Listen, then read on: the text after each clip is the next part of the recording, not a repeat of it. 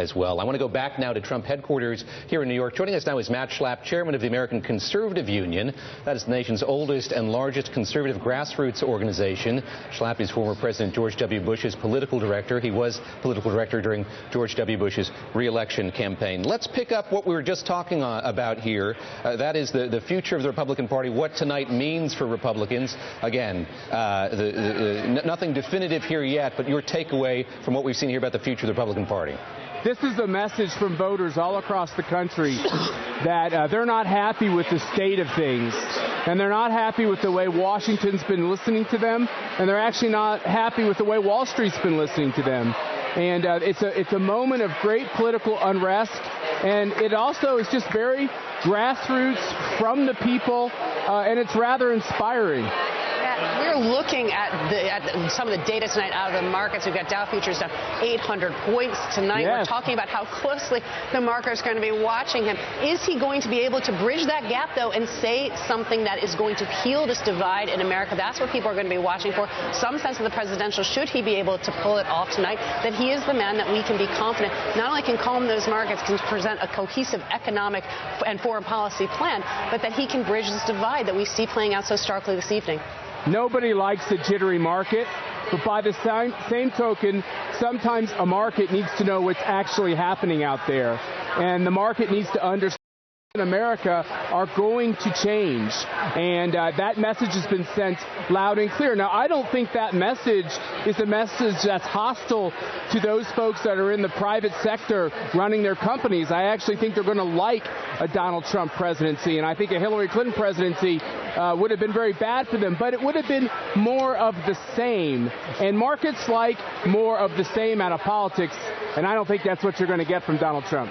Are you confident that if he wins this thing, if he delivers a speech, it's going to be a conciliatory speech? It's going to be a speech that welcomes voters outside of the Republican Party into a United States governed by Donald Trump?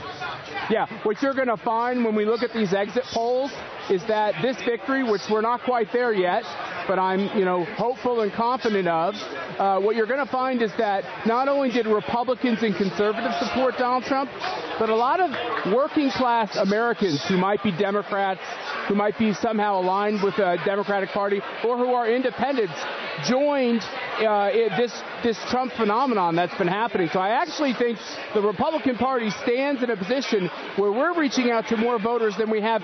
Think about this. We have not won a battleground state in 12 years. And tonight, Donald Trump has brought home battleground state after battleground state. Matt, the map is going to be clear, but this has been a very unusual election in the sense of the reaction of senior figures to Donald Trump's candidacies. Paul Ryan, Mitch McConnell, people who are late to the bandwagon, who didn't openly or full-throated at any part in this campaign come out in favor of him. We've talked about healing the divide across the country. How does he heal that divide within his own party? Well, first of all, nothing heals like winning. And Republicans across the country have been tired of losing presidential campaigns. So that's the first step. It's going to heal it. But the second thing we all have to acknowledge is that if you're a Republican who's been elected to office, in Washington, D.C., Donald Trump has been running against Washington, D.C. So, of course, these relationships are a bit icy. But I look for them to get better fast, because the one thing that's going to happen as Republicans hold on to Congress is Republicans are going to be able to legislate again. And, boy, members of Congress have been very frustrated at the inaction over the years. There have been several moments during this campaign when Donald Trump has said that as president he would act differently than he has been acting in the past. More presidential, I think he said.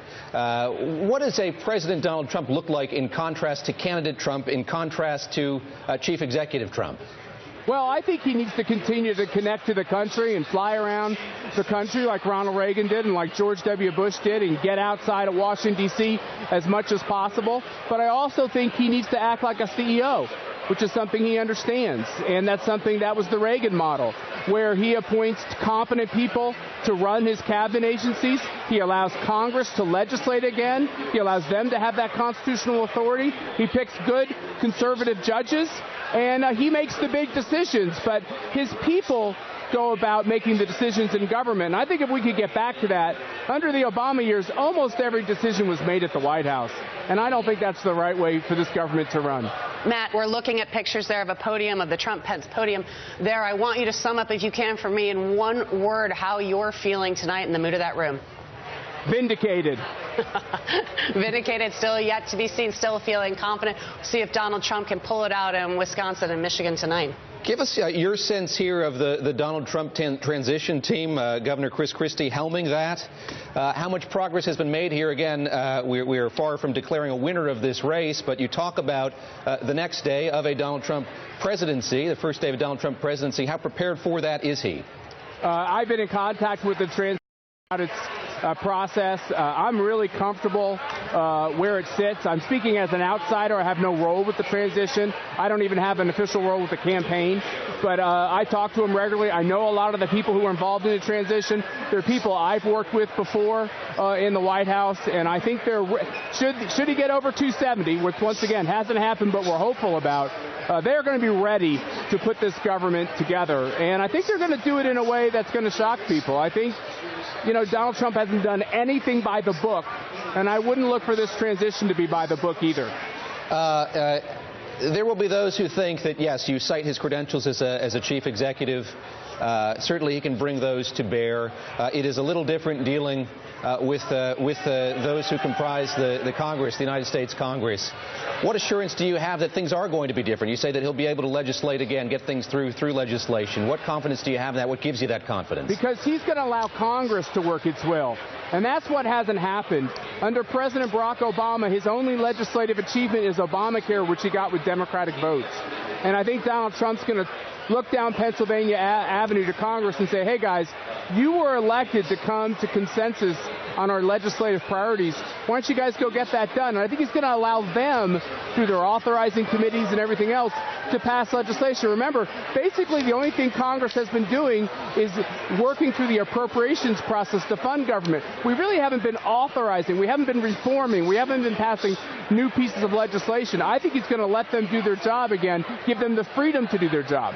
All right, Matt Schlapp there, self-proclaimed vindicated Matt Schlapp, chairman of the American Conservative Union, coming to us from Donald Trump's election night headquarters at the Hilton in Midtown Manhattan. Megan, your takeaway from what he had to say there about the